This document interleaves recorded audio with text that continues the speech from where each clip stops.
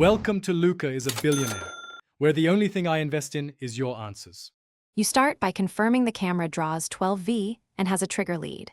Once done, disconnect the battery to avoid shorts and remove the tail trim to expose the reverse lamp harness. You use a multimeter on DC volts to probe wires, while an assistant momentarily holds the ignition and shifts into reverse. Identify the wire that reads plus 12V only in reverse. Make note of color and pin location, because accuracy here prevents backfeed and blown fuses. Next, you prepare the splice.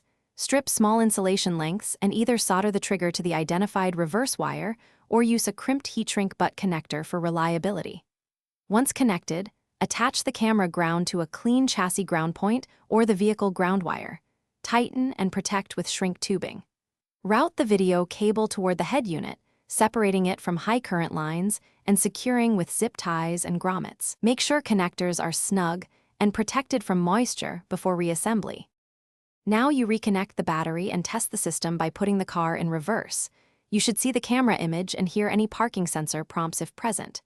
If nothing happens, check the fuse for the camera circuit, confirm the reverse wire is providing plus 12V with the multimeter, and verify ground continuity to chassis.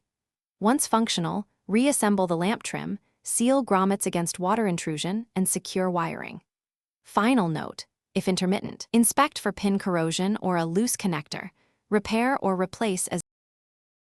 Thanks for watching and please subscribe. It's the best investment you'll ever make.